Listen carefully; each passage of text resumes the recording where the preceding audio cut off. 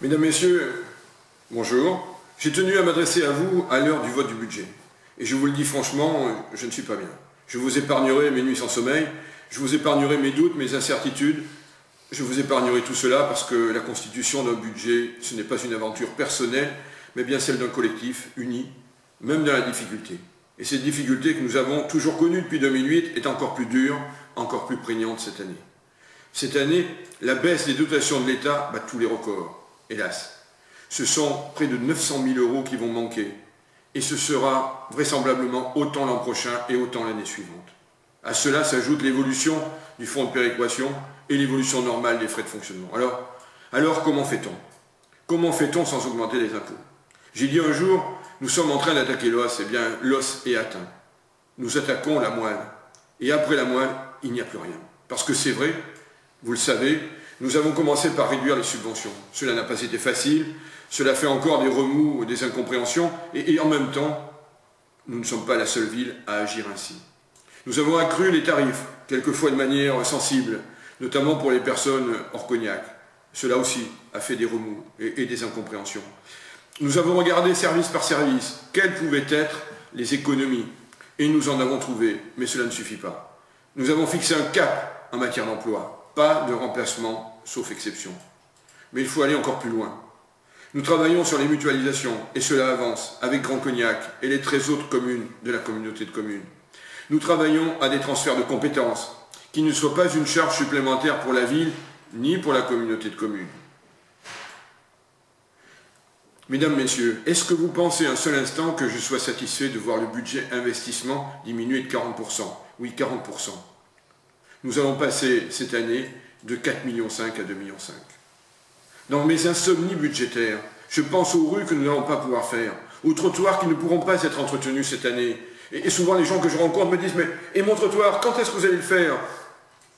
Et pourtant, le budget voirie reste à un haut niveau. Je pense aussi aux bâtiments, que nous ne pourrons pas entretenir comme nous le souhaiterions, aux chaudières à changer. Je me dis, mais pourquoi l'État nous fait ça? Pourquoi il nous sanctionne? Pourquoi il nous punit de la sorte? Si j'étais croyant, je dirais, qu'est-ce que nous avons fait au bon Dieu pour mériter cela? Parce qu'il faut le dire, et le répéter, sans la baisse des dotations de l'État, notre budget serait équilibré sans qu'il soit besoin de recourir à l'impôt. Il n'est pas besoin d'avoir fait de longues études en mathématiques pour s'en rendre compte. Alors, comment financer? On peut le dire tranquillement, si nous étions une entreprise privée, nous supprimerions entre 15 et 20 postes. Mais nous ne sommes pas une entreprise privée. Il existe un statut de la fonction publique territoriale. Nous pourrions externaliser des services, mais là aussi, que ferions-nous du personnel existant sous statut? On voit bien les limites de l'exercice.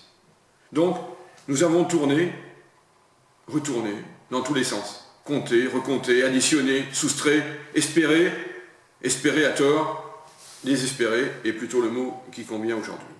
Et nous avons dû nous rendre à l'évidence. Nous n'échapperions pas à une augmentation. Car certains promettaient de ne pas toucher à la fiscalité, on voit bien qu'il s'agissait simplement de propagande électoraliste. Je l'ai dit, tout le monde s'accorde au plan national, droite et gauche confondues, pour que l'effort soit porté par les collectivités locales. Alors, quelle hausse des taux et de combien? Aucune n'est satisfaisante. Entre la taxe d'habitation, la taxe foncière, chacune comporte des inconvénients et quelques avantages, si tant est que l'on puisse parler d'avantages pour une hausse d'impôt. Nous avons donc fait le choix de ne pas faire bouger la taxe d'habitation. L'évolution du taux sera donc de 0. C'est la première fois depuis que nous sommes élus. En revanche, bien évidemment, si la taxe d'habitation ne bouge pas, la taxe foncière, elle, va bouger. Elle va bouger fortement. Nous augmenterons la seule taxe foncière de 13%. Mais ainsi, nous ferons porter l'effort sur les seuls propriétaires, sachant que ces derniers, comme l'ensemble des locataires, verront leur taux de taxe d'habitation municipale rester stable. Mais ce budget nous permet de maintenir un haut niveau de solidarité. Nous poursuivons nos actions en direction des scolaires, des jeunes, des seniors. Nous maintenons une activité culturelle de qualité, des festivals à renommée nationale, des actions sur le patrimoine qui font le plein. Il n'y a jamais eu autant de licenciés dans les clubs sportifs. Mais nous devons, je l'ai dit, aller plus loin et vite, sur la réflexion conduisant à des mutualisations, à des économies d'échelle. Cela risque de secouer. Mais si l'on n'ouvre pas de perspective, on connaît l'issue l'an prochain. Quelques questions livrées à votre réflexion, mais la liste n'est pas exhaustive. Devons-nous conserver des services culture, sport, communication à Cognac et à Grand Cognac? Devons-nous avoir un service espace vert à Cognac et un autre à Grand Cognac?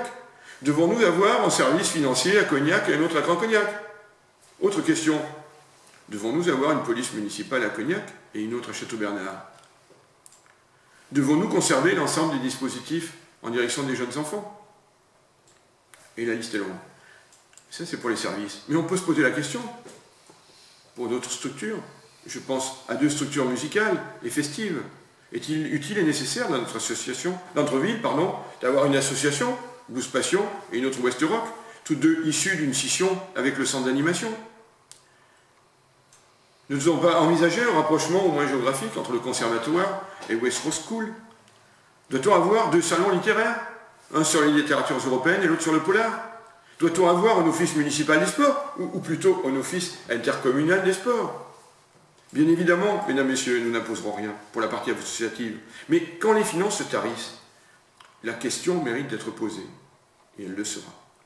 Tout comme elle sera posée sur l'adéquation des besoins réels de la population en matière de social, de prévention de solidarité, dans les quartiers socialement en difficulté, avec la politique menée par la ZERP notamment et le CCAS. Vous le comprenez, mesdames, messieurs, la discussion, la réflexion, la recherche de solutions, c'est open. Oui, open. Parce qu'il y a urgence. Et je vais proposer dans les prochaines semaines que les conseils de quartier et le comité des acteurs locaux soient associés à l'élaboration du budget 2016. Mais il faut le dire, notre ville est une ville toujours attractive, une ville solidaire, une ville où il fait bon vivre, malgré les augmentations d'impôts. Et elle doit le rester, parce que le pire serait que nous perdions tout cela.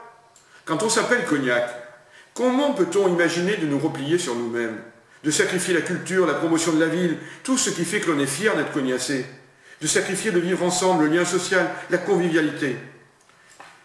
Vous comprendrez, mesdames, messieurs, que malgré mes insomnies, j'aime ma ville. J'aime Cognac passionnément. Et je ne me résous pas à l'avoir graissée. Au contraire, je veux qu'elle se développe et qu'elle le fasse avec vous.